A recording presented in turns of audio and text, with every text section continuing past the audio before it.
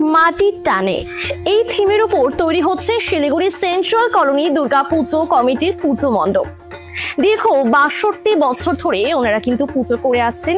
এই বছর ওনাদের পুজো ৬৩তম বর্ষে পদার্পণ করতে চলেছে।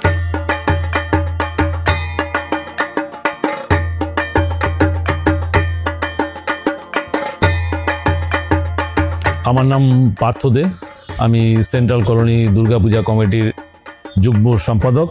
এবছর আমাদের ৬৩তম বর্ষ দুর্গাপূজার। এবছর আমাদের থিমের নাম মাটির টানে। মাটির টানে থিমটা করার উদ্দেশ্য যে চারিদিকে আমরা দেখতে পাচ্ছি যে এইভাবে কংক্রিটের জঙ্গল ছেয়ে যাচ্ছে, চাষযোগ্য বা কৃষকদের যে জমি, সেই জমি দিন দিন হারিয়ে যাচ্ছে। কৃষকরা আর কৃষিকাজে বা তাদের পরবর্তী প্রজন্ম কৃষিকাজে আর উৎসাহ পাচ্ছে না।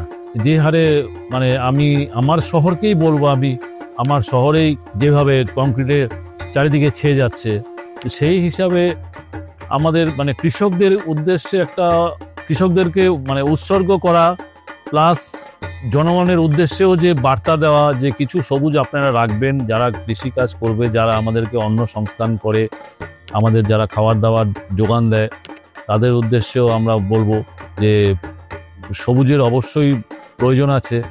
সেই উদ্দেশ্যেই বার্তা দেওয়ার জন্যই আমাদের এবছরের থিম হচ্ছে মাটির টানে।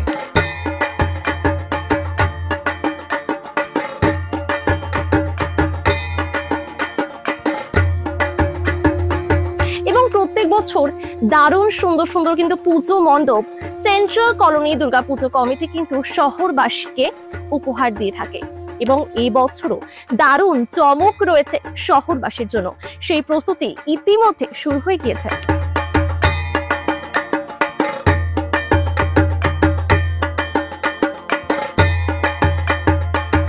তো আমরাও এবছরও জনগণকে, শিলিগুড়ি তথা নর্থ বেঙ্গলবাসীর সমস্ত জনগণকে আমরাও আমন্ত্রণ জানাচ্ছি যে আপনারা সবাই আসুন আমাদের পূজায়।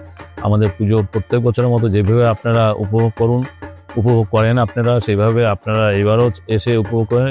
তবু বলে রাখি যে একটা ধরুন এবার ওয়েদারটা, যেহেতু পুজোটা আগে, একটা বৃষ্টির একটা ভ্রুকুটি থাকে, কিন্তু সেই সব উপেক্ষা করেই আমি আশা করছি মানুষের স্রোত রাস্তায় নামবে। সেই আশা রেখে আমরা পুজো করি।